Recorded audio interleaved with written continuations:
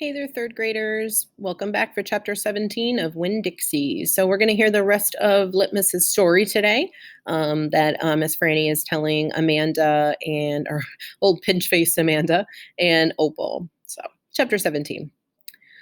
Well, Litmus came home from the war, said Miss Franny as she went on with her story, and found himself alone. And he sat down on what used to be the front step of his house, and he cried and cried. He cried just like a baby. He missed his mama and missed his daddy, and he missed his sisters, and he missed the boy he used to be. When he finally finished crying, he had the strangest sensation. He felt like he wanted something sweet. He wanted a piece of candy. He hadn't had a piece of candy in years, and it was right then that he made a decision. Yes, ma'am. Litmus W. Block figured the world was a sorry affair and that it had enough ugly things in it, and what he was going to do was concentrate on putting something sweet in it. He got up and started walking. He walked all the way to Florida, and then the whole time he was walking, he was planning. Planning what? I asked. Why, planning the candy factory. Did he build it? I asked. Of course he did. It's still standing out on Fairville Road. That old building, said Amanda, that spooky big one? It is not spooky, said Miss Franny. It was the birthplace of my family fortune. It was there that my great-grandfather manufactured the Litmus lozenge, a candy that was famous the world over. I've never heard of it, said Amanda. Me neither, I said. Well, said Miss Franny, they aren't made anymore. The world, it seems, lost its appetite for Litmus lozenges, and I still happen to have a few. She opened the top drawer of her desk. It was full of candy. She opened the drawer below that. It was full of candy, too. Miss Franny Block's whole desk was full of candy.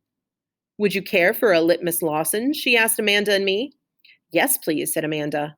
Sure, I said. Can Winn Dixie have one, too? I have never known a dog that cared for hard candy, said Miss Franny, but he is welcome to try one. Miss Franny gave Amanda one Litmus lozenge and me too. I wrapped one and held it out to Winn Dixie. He sat up and sniffed it and wagged his tail and took the candy from between my fingers real gentle. He tried to chew on it, and when that didn't work, he just swallowed the whole thing in one big gulp. Then he wagged his tail at me and lay back down. I ate my Litmus lozenge slow. It tasted good.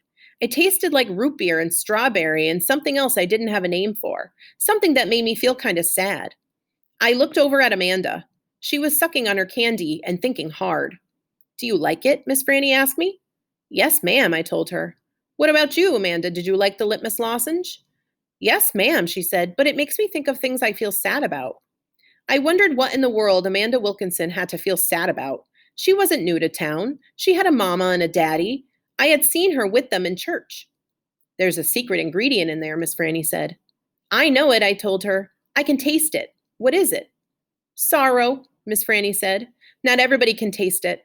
Children especially seem to have a hard time knowing it's there. I taste it, I said. Me too, said Amanda. Well then, Miss Franny said, you've probably both had your share of sadness. I had to move away from Whately, and leave all my friends, I said. That is one sadness I have had. And Dunlap and Steve Dewberry are always picking on me. That's another sadness. And the biggest one, my biggest sadness, is that my mama left me when I was still small, and I can hardly remember her. I keep hoping I'll get to meet her and tell her some stories. It makes me miss Carson, said Amanda. She sounded like she was going to cry. I have to go.